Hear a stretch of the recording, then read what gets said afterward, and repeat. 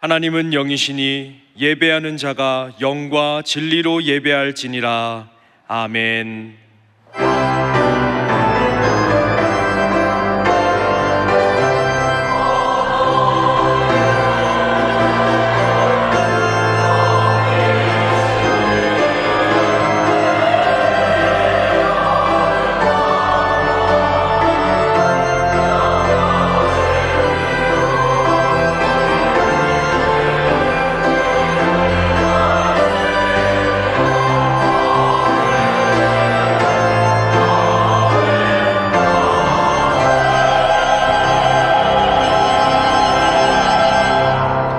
나는 전능하신 아버지 하나님, 천지의 창조주를 믿습니다. 나는 그의 유일하신 아들, 우리 주 예수 그리스도를 믿습니다. 그는 성령으로 잉태되어 동정녀 마리아에게서 나시고 본디오 빌라도에게 고난을 받아 십자가에 못 박혀 죽으시고 장사된 지 사흘 만에 죽은 자 가운데서 다시 살아나셨으며 하늘에 오르시어 전능하신 아버지 하나님 우편에 앉아 계시다가 거기로부터 살아있는 자와 죽은 자를 심판하러 오십니다. 나는 성령을 믿으며 거룩한 공교회와 성도의 교제와 죄를 용서받는 것과 몸의 부활과 영생을 믿습니다. 아멘. 여호와는 나의 목자시니 내게 부족함이 없으리로다. 그가 나를 푸른 풀밭에 누이시며 쉴만한 물가로 인도하시는도다. 내 영혼을 소생시키시고 자기 이름을 위하여 의의 길로 인도하시는도다. 내가 사망의 음침한 골짜기로 다닐지라도 해를 두려워하지 않을 것은 주께서 나와 함께 하심이라. 주의 지팡이와 막대기가 나를 안위하시나이다. 주께서 내 원수의 목전에서 내게 상을 차려주시고 기름을 내 머리에 부으셨으니 내 잔이 넘치나이다. 내 평생의 선하심과 인자하심이 반드시 나를 따르리니 내가 여호와의 집에 영원히 살리로다. 아멘.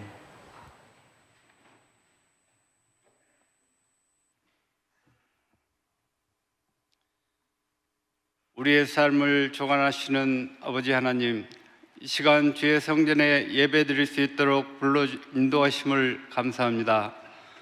지난 한 주간도 주의 말씀을 따라 살기를 원하였으나 세상의 헛된 것들로 인하여 죄를 범하였음을 자복하오니 주의 보혈로 정결케 씻어주옵소서. 이 나라를 사랑하시는 주님, 세상의 각국들이 자기들만의 이익을 추구하기 위하여 전쟁도 불사하고 있습니다. 이 나라가 세계 열방 속에서 우뚝 설 수 있도록 대통령과 의정자들에게 지혜와 명철을 다하시어 너와 나, 적과 아군이 아닌 서로 합력하여 선을 이루며 나아갈 수 있게 하시고 소외받는 국민이 없도록 주님께서 함께하여 주옵소서. 교회의 머리가 되시는 주님, 이곳 신정동에 목민교회를 세워 지역사회와 나라와 세계 곳곳에 주님의 말씀을 전하며 부흥성장케 하심을 감사합니다. 우리 교회가 2년을 넘어 새로운 2년을 맞이할 때 하나님께서 참 잘하였다 칭찬받을 수 있는 그런 교회가 되게 하여 주옵소서. 성김으로 하나님 사람, 나눔으로 이웃사랑, 함께 모이는 교회, 세우는 교회, 보내는 교회로 사명을 감당하시는 김덕영 임목사님을 위해 기도합니다. 교회를 이끌어 가시는 목사님, 영혼간에 강건케 하시고 성령 충만케 하시사 목사님이 계획하신 모든 사역들을 넉넉히 감당할 수 있도록 주님의 은총과 좋은 동역자들을 함께 할 수 있도록 복을 내려 주옵소서. 부목사님과 전도사님들에게도 성령 충만함을 허락하시어 주신 사역들을 잘 감당할 수 있도록 인도하여 주옵소서. 휴직기에 있는 목사님께 성령이 더욱 충만케 하옵소서. 김동혁 올라오 목사님을 위해 기도합니다. 지금까지도 함께해 주신 주님, 앞으로도 변함없이 늘 함께 하시어 영간에 강건케 하시고 말씀 전하시는 모든 곳에 성령의 충만한 역사가 일어나게 하여 주옵소서. 청년부 여름 수련을 은혜 가운데 마치게 하심을 감사합니다. 계속되는 2023 교육부 청년부 여름 사역이 진행 중에 있습니다. 준비하고 진행되는 모든 과정에 주님께서 간섭하시어 다음 세대를 이끌어가는 일꾼들에게 말씀으로 성장케 하시고 성령 충만함이 넘쳐 하나님의 나라 확장에 크게 쓰임받는 일꾼들이 되게 하여 주시옵소서. 지혜 하나님, 여러 가지 질병과 성령의 약화로 인하여 예배 자리를 참여하면서도 오지 못하는 성도들이 있습니다. 주님의 손으로 어루만지사 육과 영이 치유받아 예배의 자리로 인도하여 주옵소서. 사랑의 주님, 세계 오지야 힘든 상황에도 복음을 전하시는 선교사님께 주님의 사랑이 함께하사 모든 사역들을 넉넉히 감당할 수 있도록 은혜 베풀어 주옵소서. 북한에는 주님을 알지 못하는 수많은 영혼들이 있습니다. 그들의 영혼도 구원하여 주옵소서. 이 시간 말씀을 전하시는 단위에 오르시는 황혜국 목사님, 여호와의 멍을 따라 지금을 지켰더라는 말씀이 선포하실 때 능력의 말씀을 통하여 우리를 향하신 하나님의 말씀을 깨닫고 하나님의 영광을 세상에 전하는 그런 존귀한 지체들로 살아가게 하옵소서. 이 예배를 돕는 손길들을 기억하시고 저희의 수고를 하늘의 상급으로 채워주옵소서. 기도 찬양을 기뻐 받으시고 이 찬양이 우리의 고백이 되게 하옵소서. 예수님 이름으로 기도합니다. 아멘.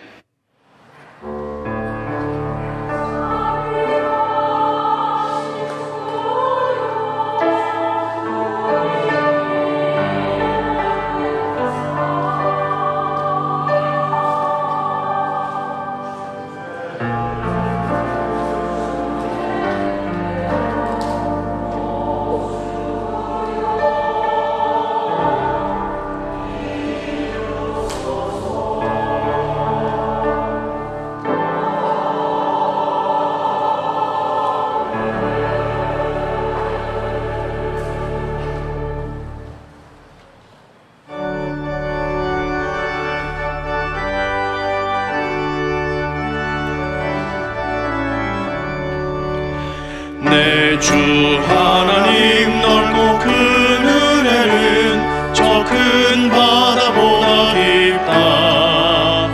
넓고 다주를 흘러 깊은 대로 저 한가운데 가보라. 언덕을 떠나서 창파에 배 띄워 내 주 예수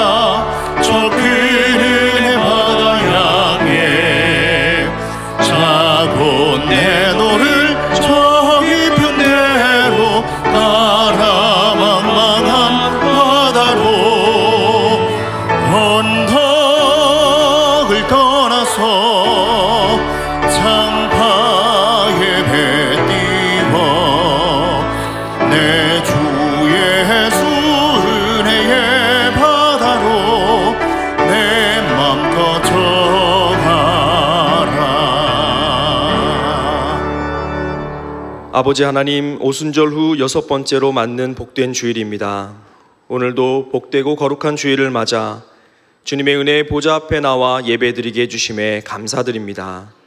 성령께서 이곳에 친히 임재하시어 영광 중에 예배를 받아 주시옵소서. 한 주간도 우리의 삶에 허락하신 크신 은혜에 감사하며 오늘도 마음의 정성과 뜻을 모아 귀한 예물을 구별하여 올려드립니다. 우리 삶의 모든 자리와 형편과 감사의 제목을 따라 10의 1조와 감사의 예물, 선교와 장학과 구제와 월삭의 예물, 생일과 강단미와 주일 예물을 구별하여 드립니다. 우리에게 허락하신 삶의 자리와 일터와 직장, 우리의 일상과 우리가 가진 비전과 소망까지도 모두 주님으로부터 주어진 것임을 믿는 믿음으로 주님께 올려드리오니 기쁨으로 받아 주옵소서. 마음껏 드리지 못해 안타까워하시는 교우들의 그 마음을 위로해 주시고 낙심하거나 절망하지 않게 하시며 우리의 삶을 살펴주시며 인도하여 주시고 반드시 축복하여 주시는 신실하신 하나님을 붙들고 주님과 함께 복된 걸음을 담대하게 걷게 하여 주시옵소서. 무엇보다도 성도들의 삶의 자리, 소상공업과 자영업자, 직장과 일터를 지켜주시기를 간절히 기도합니다. 우리 삶의 그 처한 자리들은 어렵고 힘들더라도 믿음의 눈을 들어 우리를 도우시고 함께 하시는 주님을 보게 하여 주옵소서.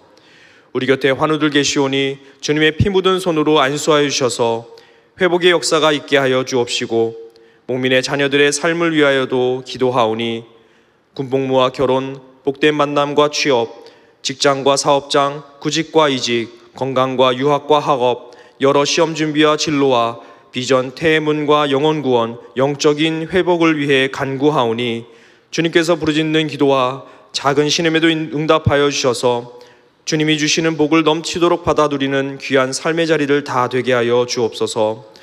오늘 주님 앞에 드리는 이 모든 마음과 정성을 받으시는 주님께서 우리 삶의 자리를 살피시고 하늘에 신령한 것과 땅에 기름진 것으로 채워주실 것을 믿습니다.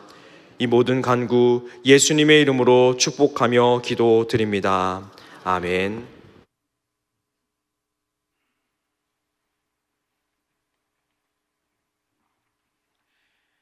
교회 소식을 전해드리겠습니다. 오늘 1부에서 3부 예배는 서울장신대 총장이신 황혜군 목사님께서 말씀 전해주시겠습니다. 위 목사님은 14일 금요일까지 영적 충전의 시간을 갖고 계십니다. 이를 위해 기도해 주시기 바랍니다. 교육부 여름성경학교 및 수련회가 각 부서별로 진행됩니다. 교회학교 학부모님들은 주보에 나와 있는 부서별 일정을 확인하셔서 자녀들이 성경학교 및 수련회에 참여할 수 있도록 해주시기 바랍니다. 주보 안에 교육부 여름사역 중보기도 카드가 간지로 있으니 성도님들은 기도카드에 나와 있는 기도 제목을 보시고 다음 세대의 여름사역을 위해 기도해 주시기 바랍니다. 이번 주 금요 성령집회는 여름사역을 위한 교사 연합기도회로 진행됩니다. 성도님들과 더불어 모든 교사들은 함께 참여하셔서 기도로 여름사역을 준비해 주시기 바랍니다. 목미교회는 탄소중립 에너지 절약 운동을 실시하고 있습니다.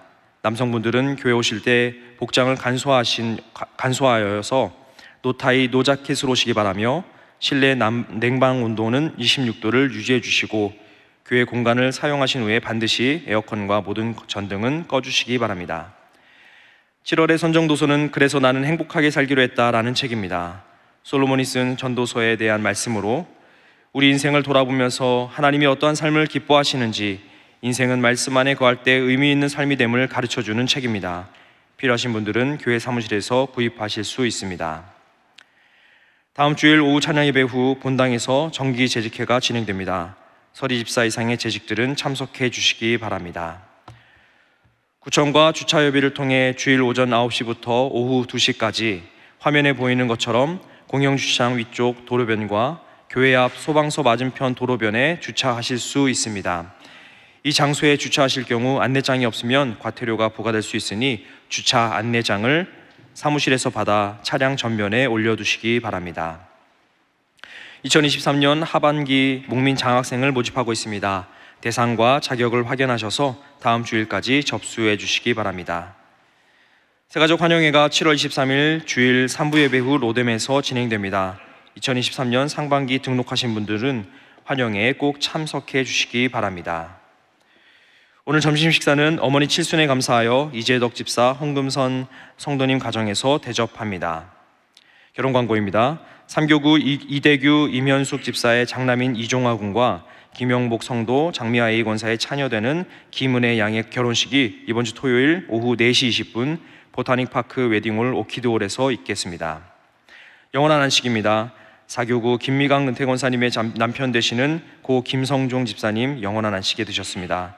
유가족들에게 주님의 위로하심이 함께 하시기 바랍니다. 이상 교회 소식을 전해드렸습니다.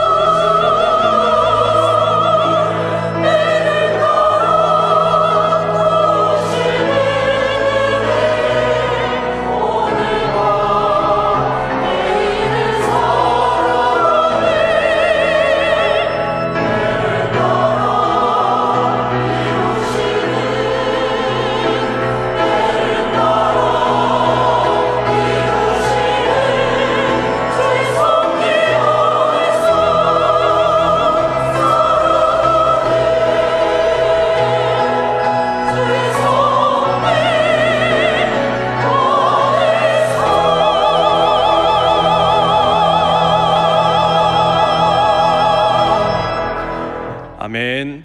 찬양 받기 합당하신 하나님, 기도원 찬양대원들의 정성으로 준비하여 올려드린 찬양 영광 주게 받으신 줄 믿습니다. 때를 따라 이루시는 하나님, 이 찬양의 제목이 입술의 고백을 넘어 마음속 중심에서 우러나오는 고백되게 하시고 듣는 이들도 같은 마음으로 하나님을 더욱 힘써 알아가게 하여 주시옵소서. 그리함으로 주님 손 붙들고 담대하게 살아가는 복된 인생 되게 하여 주시옵소서. 황희구 목사님을 통하여 하나님의 귀한 말씀을 듣습니다. 오늘도 우리를 향하신 하나님의 음성에 귀 기울이며 풍성한 은혜를 받아 누리는 시간 되게 하여 주시옵소서. 예수님의 이름으로 기도합니다. 아멘. 오늘 우리에게 주시는 하나님의 말씀은 구약성경 민수기 9장 22절에서 23절 말씀입니다. 제가 가진 성경으로 구약 211면에 있습니다. 제가 읽고 마지막 절은 다 함께 읽겠습니다.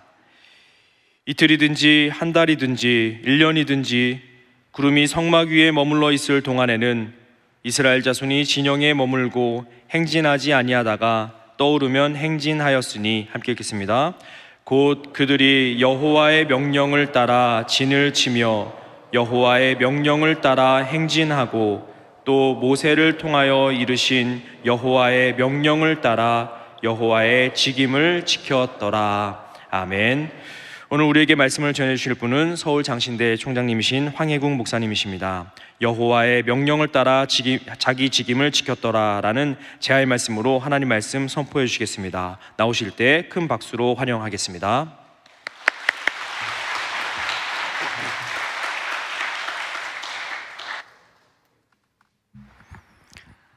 한 번 더 기도하겠습니다. 사랑 많으신 하나님 아버지, 감사합니다. 이 아침에 저희를 주의 거룩한 존전에 불러주시고 정성과 믿음을 다하여 주의 말씀을 사모하며 예배케 하시니 감사합니다. 오직 주님만 바라보고 믿음으로 예배하는 귀한 시간 되게 하시고 또한 사모하는 심령들에게 성령의 단비를 허락해 주옵소서. 예수님의 이름으로 간절히 기도합니다. 아멘. 총회장님을 배출하시고 또 우리 총회에서 가장 사회복지 지역사회를 위해서 잘 섬기는 교회에 말씀을 증거하게 되어서 감사의 말씀을 드립니다. 저는 서울장신대 총장인데 29년 동안 일산에서 개척해서 교회를 섬기다가 제가 총장으로 작년에 부임하게 되었습니다.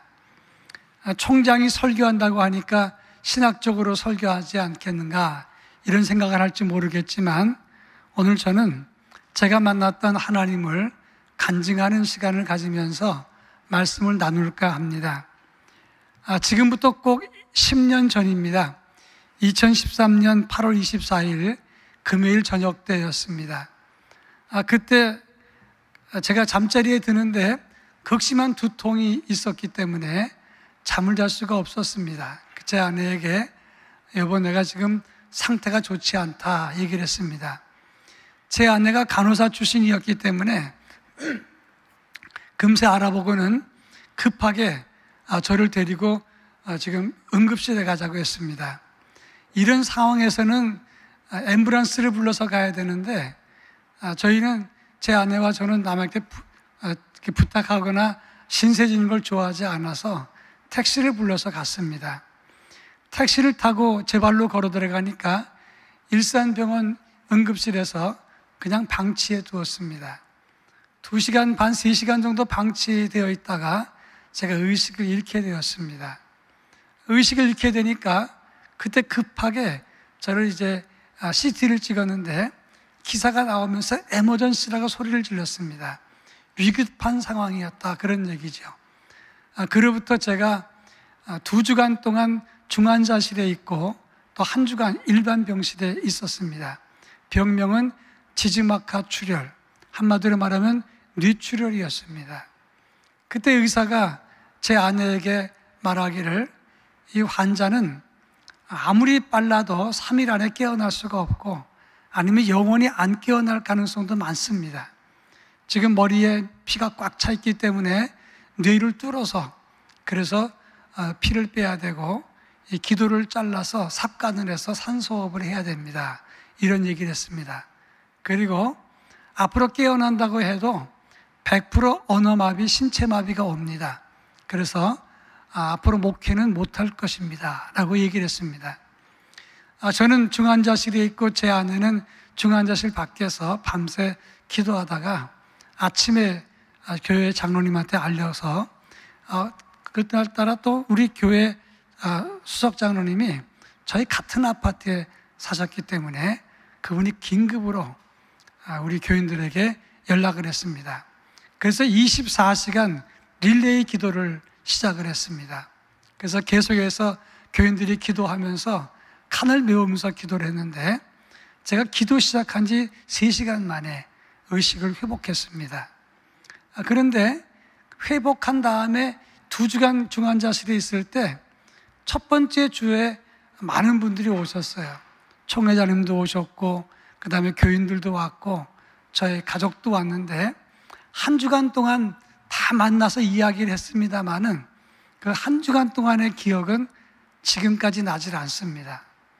그런데 그때 다 기억이 안 나는 게 아니라 예수님께서 저를 찾아오셨어요. 그리고 저를 보고 나를 따라와라. 내가 너에게 빵을 구워주리라. 예수님께서 오시라 그러니까 제가 갔습니다. 갈릴리 어떤 작은 오두막집에 들어가서 제가 예수님 바라봤는데 주님은 등져 있고 벽장에 붙어있는 선반에서 이렇게 빵을 빚었습니다. 통밀가루 위에 반죽해서 화덕에 구웠는데 구수한 냄새가 났습니다. 빵을 드신 주님이 저를 보고 빵을 주시면서 하시는 말씀이 받아서 먹어라. 옛날에 이런 통밀가루 빵 먹고도 잘 살았는데 너는 왜 좋은 음식 먹고 누워있니? 일어나라. 다 내려놔라. 그때 저는 주님이 빵을 주시니까 빵을 받으면서 다 내려놓으라 그랬을 때 내가 어디까지 내려놔야지 이런 어리석은 생각을 했습니다. 지금 제 생명이 경각에 달려있는 그런 위태로운 상황인데 저는 어디까지 내려놔야지 이런 생각을 했던 것입니다. 그런데 주님이 그 빵을 저한테 주시면서 우시는 겁니다. 저는 그 주님이 손을 붙잡고 주님이 우시니까 저도 같이 울었어요. 그리고 난 다음에 견딜 수 없어서 통곡을 하면서 울었습니다. 한참 울고 나서 눈을 떠보니까 제가 침상에서 울고 있더라고요. 통곡을 하고 있더라고요. 그러고 난 다음에 주님의 생각 때문에 저는 그때부터 1시간, 2시간, 3일, 4일, 한 달, 2달 계속 울었습니다. 그러고 난 다음에 제 죄가 생각이 나는데 얼마나 많이 울었는지 몰라요. 그런데 그때 주님이 치료의 손길을 통해서 제가 완전히 낫어요. 의사와 간호사의 손길이 있었겠지만 그런데 출혈 지점도 찾지 못하고 뇌에 피가 흡수된 지점도 찾지 못했어요. 완전히 기적적으로 하나님의 은혜로 치료를 받았습니다. 그러고 난 다음에 며칠 지난 다음에 어떤 검은 옷 입은 의료인이 저한테 와서 기계를 갖다 댔습니다. 머리에 대고 가슴에 대고 이렇게 다 기계를 대는데 제가 물었습니다. 선생님, 이게 지금 무슨 검사 기계입니까? 그분이 하시는 말씀이 화를 벌컥 내면서 지난번에도 말씀하지 않았습니까? 왜 또 묻습니까?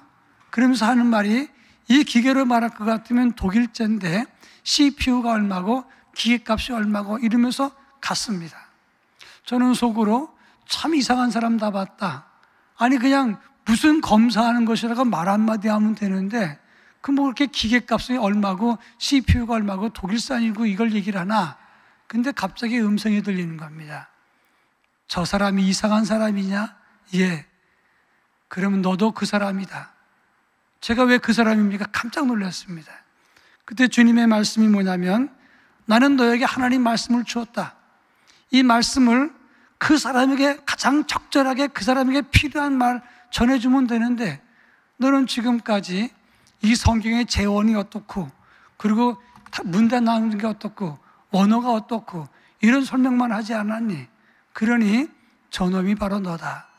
저는 깜짝 놀랐어요. 그리고 그 충격적인 말씀 때문에 제가 통곡을 또 했습니다.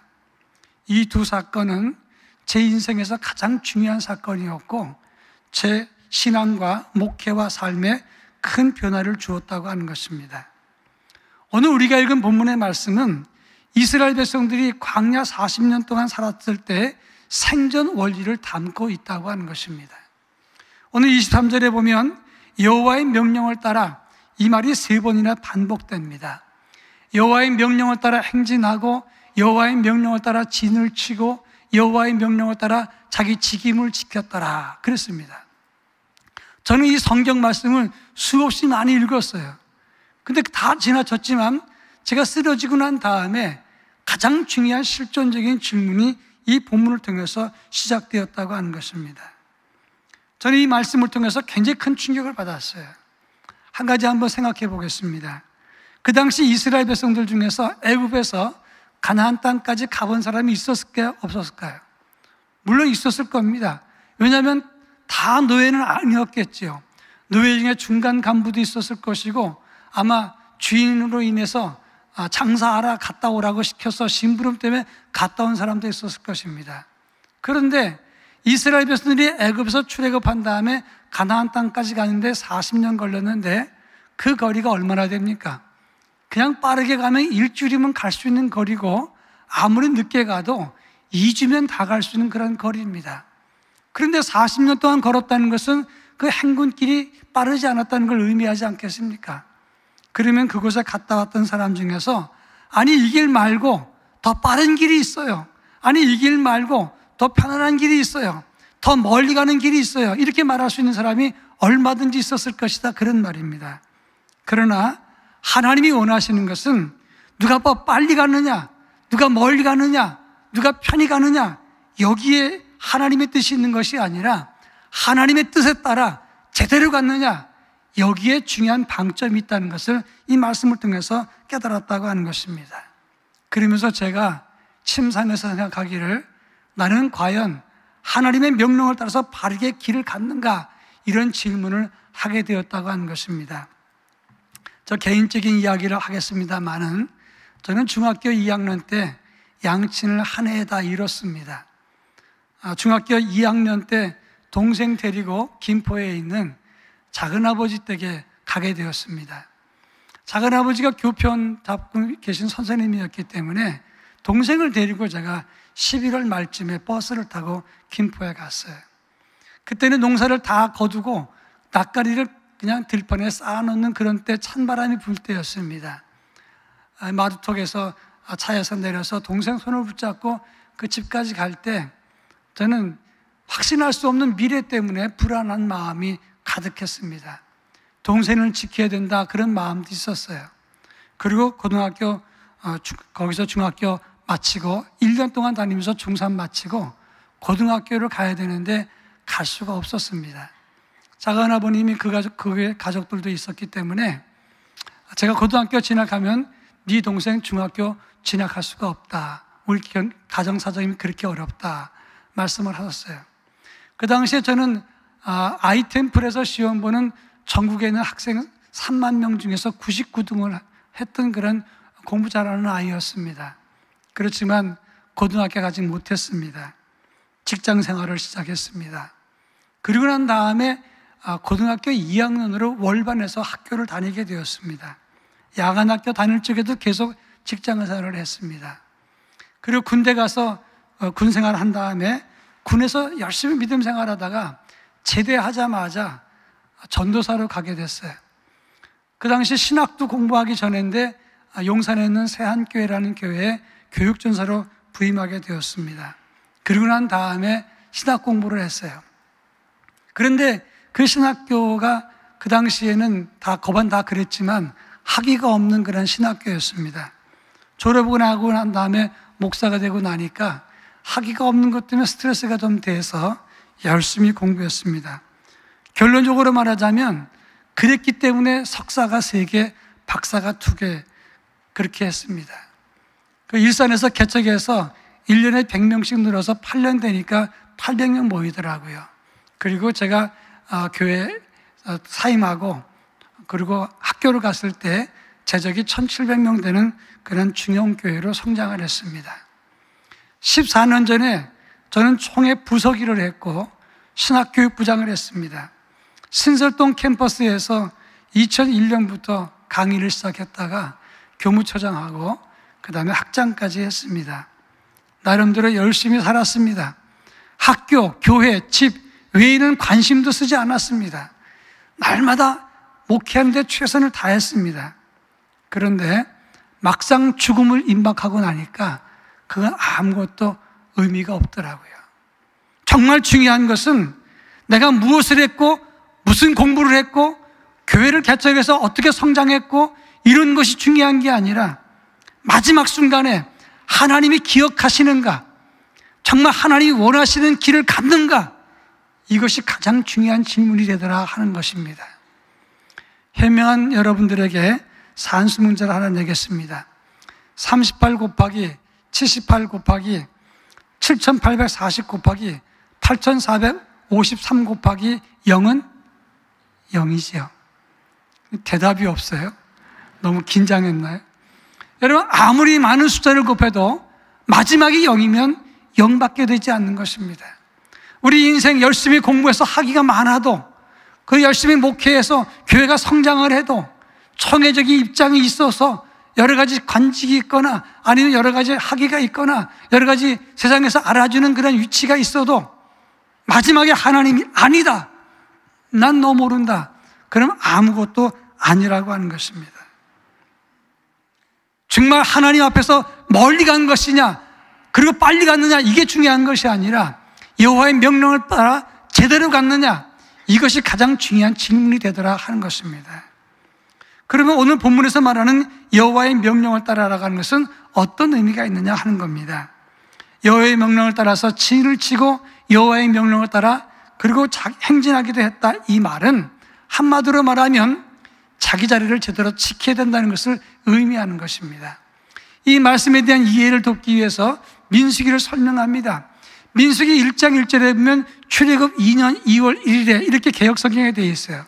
이 말은 출애굽한 다음에 1년 1개월 지난 다음에 그 다음에 행진했다는 걸 뜻하는 겁니다. 많은 사람들이 애굽에서 출애굽한 다음에 바로 광야를 걸어갔다고 생각하지만 그렇지 않습니다. 출애굽한 다음에 홍해바다를 건너고 그 다음에 시내 광야에 들어갔다가 시내산 앞에 있는 광야에서 1년 1개월 동안 있었습니다. 이스라엘 사람들은 그때 뭐 했습니까? 성막을 만들었고 그 다음에 간단한 율법 교육을 받았고, 그리고 그 당시에 12지파의 인구조사를 하고 각 지파별로 진을 칠 때나 행진할 때 어느 위치에 있어야 되는가, 이걸 다 설명했다고 하는 것입니다. 그리고 각자의 임무가 다 부여됐던 것입니다. 그래서 하나님의 성막에 구름이 내릴 때, 그럴 때는 성막에 구름이 내릴 적에 성막을 치고 그다음에 동쪽의 세 지파, 남쪽의 세 지파, 서쪽의 세 지파, 북쪽의 세 지파 진을 쳤던 겁니다. 동쪽에 유다와 이사갈, 스불론, 남쪽에 르벤, 시므온, 갓, 서쪽에 에브라임, 므낫세, 베냐민, 북쪽에 단, 아셀, 납달리 지파가 진을 쳤던 겁니다. 그리고 행진할 때는 어떻게 했습니까? 행진할 적엔 제일 먼저 법궤가 앞에 가면 그 옆에 모세와 아론이 따라가고, 그 뒤에는 동쪽의 세 지파가 호위하고 가고, 그 다음에 게르손 자손들이 성막과 휘장과 줄 같은 걸 묶어서 소수리에 싣고 가면 그 뒤에 무라리 자손들이 널판과 나무, 폴대 이런 무거운 것을 또 소수리에 싣고 그 뒤를 가면 그 다음에 남쪽의 세 지파가 호위하고 갑니다. 그 다음에는 고핫 자손들이 성막에 있었던 기명들을 다 싸가지고 어깨에 메고 가면 그 다음에 서쪽의 세 지파가 따라갑니다. 그리고 맨 마지막엔 북쪽의 세 지파가 따라가는데, 북쪽의 세 지파는 아무것도 호위하지 않습니다. 그건 뭐냐면 노약자들을 다 데려가기 때문에 그런 것입니다. 그러니까 한마디로 말하면 진 칠 때도 다 자기 위치가 있었던 것이고 행진할 적에도 자기 위치가 다 있었던 거예요. 그 많은 사람들을 어떻게 통제합니까? 민수기 2장 34절에 보면 깃발을 가지고 수신호하면 그 깃발을 보고 지파별로 다 이동을 하는 겁니다. 민수기 10장에 보면 은나팔 2개를 쳐서 만들어서 나팔을 불면서 소집을 합니다. 온 백성 다 모을 때는 2나팔을 불렀고, 천부장 회의 때 나팔 하나, 진을 이동할 때 나팔을 울려 불었고, 전투 상황이 발생했을 땐 짧게 끊어서 계속 불었다고 하는 것입니다. 한마디로 말하면 신호 규정에 따라서 자기 위치와 이동할 거나 아니면 진을 칠 때 각자의 임무와 자기 위치가 다 있었다는 걸 말하는 거예요. 그러니까 한마디로 말하면 여호와의 명령을 따라 진을 치고 행진했다는 말은 너희가 여호와의 명령을 따라 자기 자리를 지키라, 이런 의미가 된다는 것을 뜻하는 것입니다. 느헤미야서 7장 3절에 보면 느헤미야 시대 때 파수의 원리가 나옵니다. 다 같이 한번 읽어보겠습니다. 내가 그들에게 이르기를 해가 높이 뜨기 전에는 예루살렘 성문을 열지 말고 아직 파수할 때 곧 문을 닫고 빗장을 지르며, 또 예루살렘 주민이 각각 자기가 지키는 곳에서 파수하되 자기 집 맞은편을 지키게 하라 하였노니. 이 본문에 보니까 자기 집 맞은편을 지키라, 이 말은 무슨 말이냐면 다른 것 간섭하지 말고 자기 위치에서 자기 몫을 감당하라, 자기 위치에서 자기 눈앞에 있는 것을 지키라, 이런 의미가 된다고 하는 것입니다. 교회마다 가만히 보면 교회가 성장하는 교회는 그렇지 않은데, 그렇지 않은 교회들은 무불간섭, 여기저기 간섭하는 사람이 많아질 때 교회가 혼란스러워진다는 겁니다. 자기 맡겨진 사명, 자기 맡겨진 위치에서 자기 직책만 감당하는 것, 이것이 제대로 감당할 때 이것이 하나님 명령에 따라 행진하는 것이 된다는 것입니다. 오래전의 이야기입니다만은 제가 재직회를 하는데, 재직회 그렇게 길게 안 합니다. 그런데 재직회 저 끝에 계시던 어떤 집사님이, 이분은 이제 은행의 지점장으로 계시던 분인데 저한테 그런 질문을 합니다. 목사님, 우리 교회도 재정적으로 이제 규모가 커졌으니 이게 단 한 장짜리로 하지 말고 조금 더 복식부기처럼 정확하게 디테일하게 보고를 해줬으면 좋겠습니다. 좋은 생각입니다. 행정위원장 장로님 이거 꼭 참고해 주시고, 그 다음에 재정부장 집사님이 이거 꼭 시행해 주십시오, 얘기를 했습니다. 몇 달 뒤에 재직회를 하는데 또 그분이 손을 들면서 일어나서 발언합니다. 내가 지난번에 분명히 얘기했는데 왜 시정을 안 하십니까? 라고 얘기를 하는 겁니다. 저는 재직회 하면서 평생 처음 그런 얘기를 당한 거예요. 저도 좀 당황스러웠지만 행정위원장 장로님 지난번에 말씀드렸는데 어떻게든지 경과를 좀 설명하십시오. 예, 이걸 가지고 집사님 말씀하신 대로 다 준비해 봤는데 교인들이 복식부기를 잘 모를 테니까 조금 디테일하게 한다고 했습니다만은 좀 미흡한 것 같습니다. 그러면 다음번에 좀 잘해 주십시오. 그 다음에 재정부장도 좀 참고해 주십시오. 끝났어요. 그 나가는데 두 분이 현관에서 서로 이야기하는데 좀 불편해 보이는 거예요. 내가 두 분을 불렀습니다.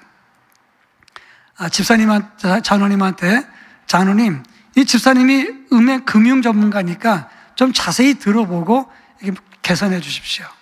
그 다음에 집사님, 장로님이시니까 좀 이해해 주십시오. 열심히 한다고 했는데.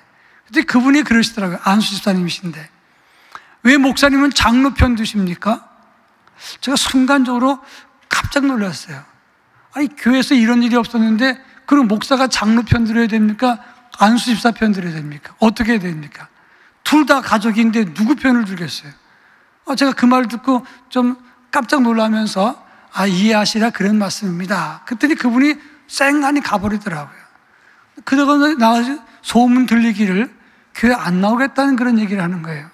제가 그 소리 듣고 난 다음에 제가 처음으로 화가 났어요. 평생 목회하면서 교인들의 시험 들었다 그러면 쌩간히 먼저 달려갔던 사람이 전데, 근데 제가 시험에 들더라고요. 아니, 저랑 20여 년 동안 같이 목회했고 그 다음에 같이 알았으면 제가 어떤 사람인지 알았을 거 아니겠어요? 재정에 제가 손을 대기를 했습니까? 교인들의 의견을 무시를 했습니까? 그런데 그런 얘기를 하니까 제가 화가 나서 시험이 들었어요. 여러분 분명히 아실 것은 여러분만 시험 드는 게 아니라 목회자도 시험 들 수 있다는 걸 아셔야 돼요. 화가 나가지고 무슨 생각했냐면, 나가려면 나가는 거지. 근데 광고하고 나가나? 그냥 가면 가는 거지. 무슨 광고를 떠버리고 다니면서 떠난다고 얘기를 하고 다니나? 그래서 제가 시험을 들었던 거예요. 그러고 난 다음에 그 주간에 전화 한 통 안 했어요. 화가 나서. 그 다음에 안 나왔어요. 그 다음 주에 제가 또 전화했겠습니까? 봐라, 전화 진짜 떠나려고 그러네. 전화 안 했어요. 일부러 화가 나가지고. 그 다음에 세 번째 안 나오는 거예요. 두 번 안 나오고 세 번째 주 되니까 좀 걱정됐지만 더 화가 나서 전화 안 했어요. 신방도 안 갔어요. 그랬더니 그 다음에 진짜 나간다는 소문이 더 들어오더라고요. 저도 이제 그 집에 전화를 했어요. 왜냐하면 이거 솔직히 말하는 거지만 제가 시험에 드니까 이렇게 되더라고요. 월요일날 전화하고 화요일날 전화하고 토요일까지 매일 전화했어요. 전화 안 받았지만. 왜 그러냐? 나 분명히 전화했어. 그러니까 나한테 떠난다 그러는데 전화도 안 했다는 소리 하지 말어. 이런 생각으로 전화를 한 거예요. 그러고 난 다음에 토요일날 제가 신방을 갔어요. 장로님이랑 같이 갔습니다. 갔는데 아침 10시 갔더니 없어요. 오후 2시 갔더니 없어요. 7시에, 저녁 7시에 갔더니 문 열어주더라고요. 들어가서 10시까지 이야기를 했어요. 예배 드리고 이야기한 다음에 그 집사님 마음이 녹아져서 이제 교회 나오기로 했어요. 다 해결됐어요. 저는 주일날 되면 8번까지 설교를 했어요. 아무리 적어도 4번 설교를 했습니다. 근데 토요일날 저녁 10시 넘어서 그 집에서 나와가지고 그리고 집에까지 차 타고 갔는데 11시가 다 됐잖아요. 굉장히 피곤했어요. 비가 주룩주룩 내리는 봄날이었어요. 축대, 아파트 축대에 개나리가 쫙 피어 있었어요. 근데 차를 타고 가다가 이렇게 신호가 있기 때문에 차를 멈췄는데 그때 마음이 울적하기도 하고 시원한 마음이 들었는데 한편으로 마음이 싸한 거예요. 그때 주님의 음성이 들렸어요. 네가 아비의 마음을 가졌구나. 제가 엎드려서 울었어요. 주님, 아니에요. 저는 시험 들어서 지금 꽁한 마음으로 삐져 있었어요. 아비 마음이 아니었어요. 근데 주님이 그러셨어요. 그런데 네가 가지 않았니? 그리고 그 사람의 마음을 품어주지 않았니? 아비 영성을 가졌구나. 저는 그거 한마디면 됩니다, 주님. 거기서 한참 울다가 집에 갔어요. 집에 갔더니 12시가 다 돼서 집에 갔을 때 제 아내가 제 손을 붙잡고 무슨 일이 있었는지 잘 모르지만 큰일이 있었는 것 같은데 여보 수고하셨어요. 잘하셨어요. 그것으로 끝났습니다. 제가 왜 이런 말을 드릴까요? 목사도 자기 위치가 있는 건데 잠시 잠깐 삐지는 자리에 있었더니 주님이 불편하셨던 것 같아요. 각자 자기 자리를 지키는 것, 이것이 여호와의 명령을 따라 진을 치고 여호와의 명령을 따라 행진하는 것과 같은 것입니다. 그런가 하면 여호와의 명령을 따라 자기 직임을 지켰다는 것은 어떤 의미가 있을까? 민수기 5장까지 아까 말씀드렸듯이 민수기 1장에서 이스라엘 백성들이 성막을 짓고 2장에 들어와서 12지파 각 위치를 정하고 인구조사를 하고 그러고 난 다음에 각자 임무를 부여하는 것이 나오다가 5장에 가니까 부정한 자의 처리 문제가 나옵니다. 이건 뭐냐면 너희가 출발할 공동체는 거룩하고 신성한 공동체니 부정한 것을 제하라, 이런 의미가 있어요. 6장에 보니까 나시린의 서원이 나옵니다. 제사장과 그 다음에 레위 사람들만 성막의 일을 할 수가 있었기 때문에 일반 사람 중에서 자원하는 사람들 중에서 성막의 일에 참여할 수 있었어요. 그게 나시린의 서원인 거예요. 그리고 민수기 7장에 보니까 출발 전에 12지파 족장들이 하나님께 예물을 드리고 출발합니다. 뭘 드렸을까요? 번제물과 속죄제물과 화목제물을 드렸습니다. 그리고 헌물은 130세겔짜리 은쟁반 1개와 70세겔짜리 은발이 하나, 10세겔짜리 금그릇과 고운 가루와 향, 이런 것들을 드렸습니다. 이건 뭐에 드린 거죠? 하나님께 제사를 드리기 위해서 족장들이, 백성들의 대표로 12지파 족장들이 예물을 드렸다, 이거예요. 그런데 이 본문을 읽어보면 12번 똑같은 말이 반복돼요. 르우벤 지파가 이렇게 드렸더라, 시므온 지파가 이렇게 드렸더라. 이거 읽으면서 좀 화가 나요. 왜 그러냐? 아니, 르우벤 지파가 이렇게 드렸더라, 그리고 12지파도 이와 같았더라. 그럼 간단하잖아. 왜 똑같은 거 12번이나 반복해서 읽어야 되지? 이런 생각이 든단 말이죠. 여기는 의미가 있어요. 이게 뭐냐면 헌신은 각자의 몫이 다 다르다. 그러니까 묻혀서 헌신한다고 하지 말라는 거예요. 남과 계산하면서 하지 말라는 겁니다. 각자의 몫이 다 다르다는 거예요. 그 다음에 또 한 가지 뭐냐면 이들이 드렸던 것은 성전 제사, 하나님께 제물을 드렸던 것은 드렸던 그것은 뭐냐면 제사를 위한 것이고 나머지는 성전 제사를 위해서 예물을 드렸던 것이다, 이런 말이에요. 그리고 난 다음에 9장에 가면 유월절 제사를 드릴 때 그 짐승을 죽여서 제사를 드린 다음에 10장부터 출발하는 거예요. 그러니까 민수기 1장부터 10장까지 가야 그 다음에 10장에 가서 출발하게 된다, 이런 말입니다. 이건 뭘 말하는 것이냐? 일꾼된 사람들, 하나님께 부름받은 족장들, 헌신자는 첫째가 자기 헌신이 있어야 되고 둘째가 자기 부인이 있어야 된다는 걸 말하는 거예요. 한국 교회는요, 헌신이 참 많아요.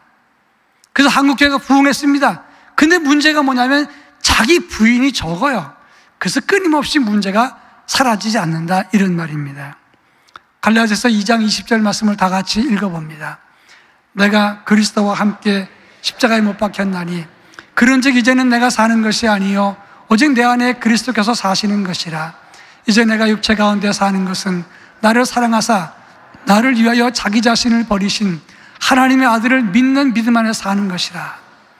내가 그리스도와 함께 십자가에 못 박혔나니, 누가 못 박혔다고요? 내가 박힌 거예요. 예수님이 십자가에 못 박혀 죽으심으로써 우리에게 구원의 길을 만들어 주셨고, 그 십자가를 붙드는 우리가 죽어야, 그래야 우리 믿음이 완성된다는 걸 알아야 되는 겁니다. 여기 영적의 원리를 설명합니다. 예수가 내 안에 있습니까? 아멘 좀 하시죠? 예수가 내 안에 있습니까? 여러분 주 안에 계십니까? 그러면 예수님과 내가 하나잖아요. 그러면 예수의 눈과 내 눈 둘이 합해서 하나가 됐는데, 십자가에 죽은 건 누구죠? 내가 죽었잖아요. 그럼 누구의 눈만 남아야죠? 예수 눈만 남아야 되잖아요. 주님의 입과 내 입 하나가 됐어요. 그리고 십자가에 죽었으면 누구 입만 남아야죠? 예수 입만 남아야 하잖아요. 예수의 가슴과 내 가슴 주 안에서 하나가 됐어요. 내가 죽었으면 누구의 가슴이 남죠? 예수 가슴이 남아야 되잖아요. 예수의 눈으로 보고 예수 눈으로 말하고 예수 가슴으로 살아야 되는데, 예수를 또 죽여놓고 내 눈으로 말하고 내 입으로 말하고 내 눈으로 보고 내 가슴으로 사니까 끊임없이 문제가 해결되지 않는다 이 말입니다. 어떤 마을에 4727이라고 주장하는 사람이랑 4728이라고 주장하는 사람이 서로 싸웠어요. 4727이다 28이다 계속 싸우는 거예요. 하도 싸움이 끝나지 않으니까 원님한테 갔어요. 원님한테 가서 이 얘기를 하는 겁니다. 원님 4727입니다 4728입니다 원님이 가만히 듣다가, 여봐라, 저 4728을 곤장을 때려라. 4727이라고 주장하는 사람이, 거봐라 이놈아, 내가 맞지? 그리고 웃으면서 갔어요. 4728이라고 주장하는 사람이 곤장을 맞고 난 다음에 이제 다 맞고 원님한테 따지는 겁니다. 내가 뭘 잘못했습니까? 원님이 그런 말을 했어요. 야, 네가 상대할 놈을 상대해야지. 4727이라는 놈이랑 말 섞어서 무슨 도움이 되겠다고, 그걸 내가 깨우치기 위해서 널 볼기를 때린다 그랬어요. 교회마다 이 교회 말고 4727이 너무 많아요. 한국 교회에 4727이 너무 많아요. 한국 교회는 헌신했기 때문에 여기까지 성장했습니다. 그런데 자기 부인이 적었기 때문에, 그래서 끊임없이 문제가 해결되지 않는다는 겁니다. 여호와의 명령을 따라 자기 직임을 지키란 말은 첫째는 헌신이고 두 번째로는 자기 부인을 갖는 것이다, 이런 말이에요. 그러면 마지막으로 왜 여호와의 명령을 지켜야 됩니까? 결론적으로 말하자면 광야에서 살기 위해서는 말씀을 따라야 돼요. 구름 안에 거하라 그러면 거해야 되는데, 바깥으로 나가면 어떻게 됩니까?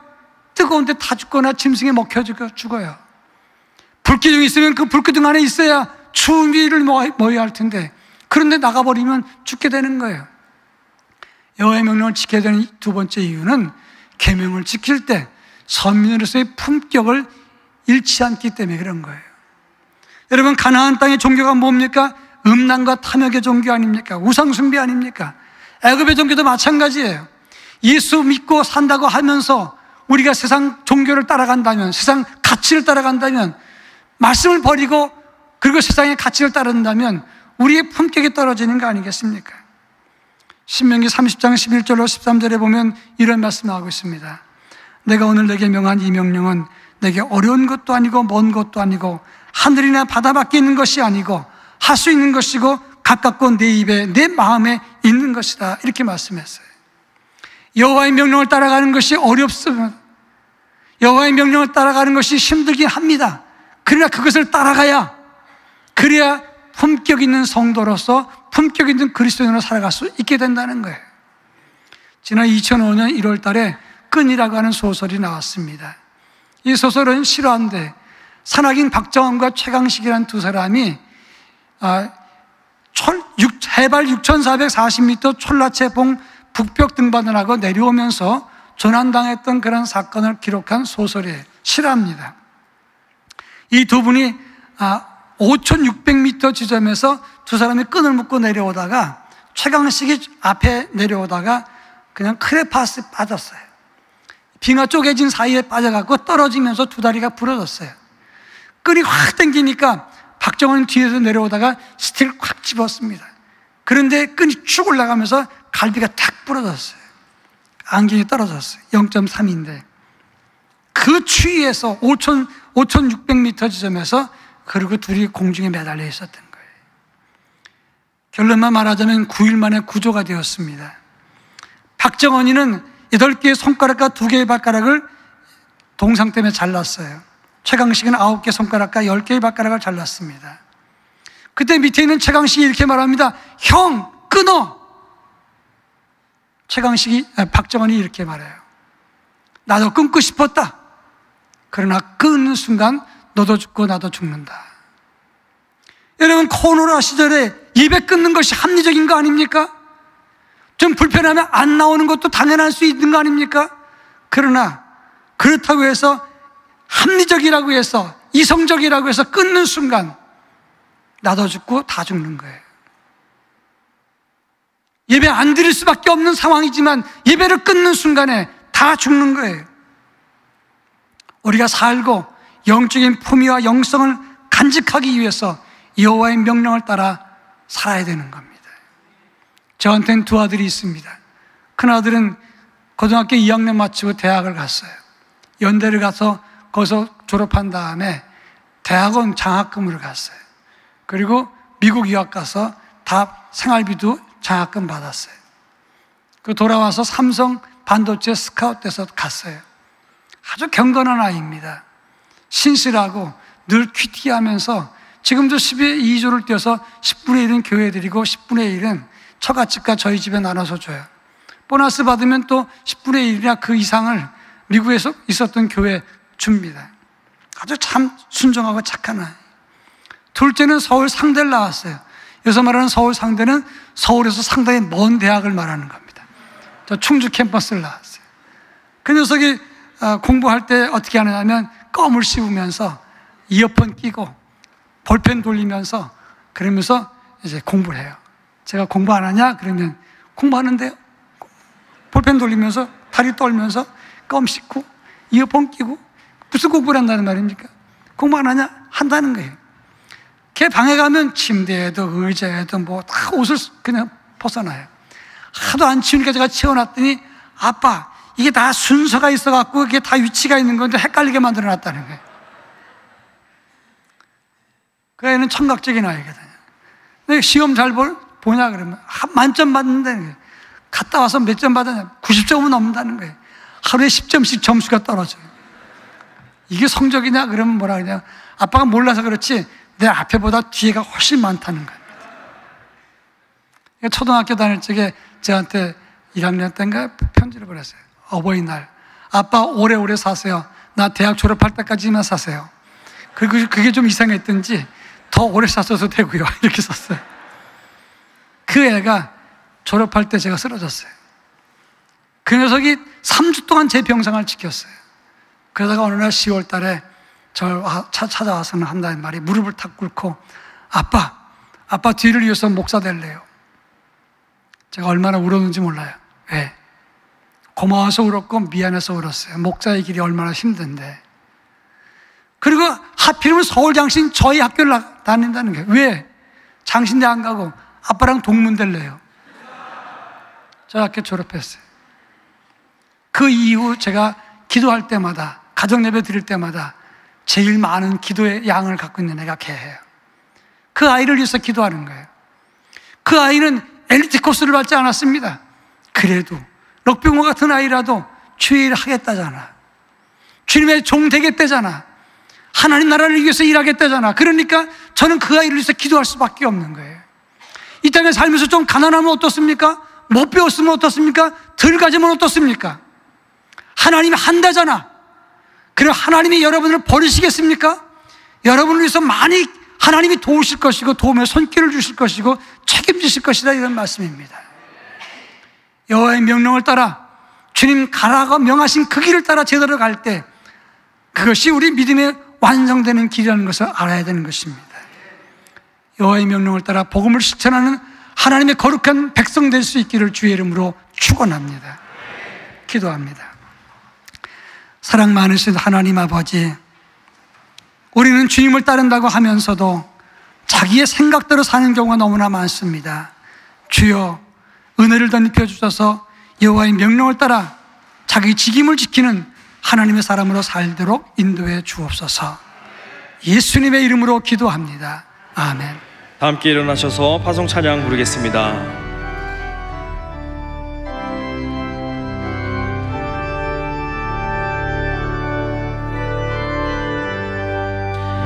우리는 주의 움직이는 교회, 우리는 주의 움직이는 교회, 이곳은 주님을 위한 자리. 내가 기도하는 모든 땅 위에서 하나님 예배 받을 그날을 고대하네. 나의 노래로 주님의 성전을 지으리. 높임을 받으소서. 이스라엘의 찬송 중 거하신 주님은 거룩하십니다. 두 손 들어 주님의 보좌를 만들고 온 마음 다해 경배하리. 구름 날개 사이에 임하신 것처럼 내 위에 임하소서. 하나님, 우리가 이곳에 섰으니 이 땅을 치유하소서. 하나님, 우리가 어디에 있든지 주를 높이리다. 열방들아 주님을 송축할지어다. 그 발 아래 입 맞추라. 영원한 통치자 주 예수 그리스도, 그는 위대하신 왕. 찬양.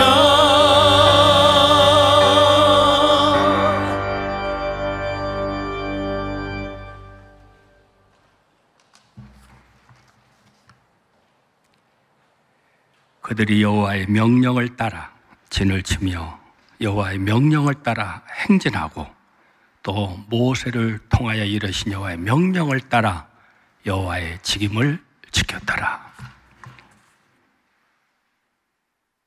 우리 모두가 각자 자기 자리를 지키며 자기 헌신과 부인을 통해서 끝까지 주님의 음성을 따라가는 우리 모든 목민의 재단, 우리 목민의 식구들이 되게 하여 주시옵소서. 재단을 이끌고 나가시는 종에게 갑질의 능력을 주시고 재충전의 역사가 있게 하여 주시옵소서. 우리 서울양신을 축복하시고 정장님과 사역에 크신 은혜와 복을 베풀어 주시옵소서. 이제는 교회 머리가 되어주시는 예수 그리스도의 은혜와 하나님 우리 아버지의 영원하신 사랑과 오늘도 말씀으로 들려주시고 깨우쳐주시고 감화 감동 교통하시는 성령님의 은혜가 모든 목민의 가족들과 이 나라의 민족 열방에 나가 수고하는 종들 머리 위에 이제로부터 영원토록 함께 하시기를 축원하옵나이다. 아멘.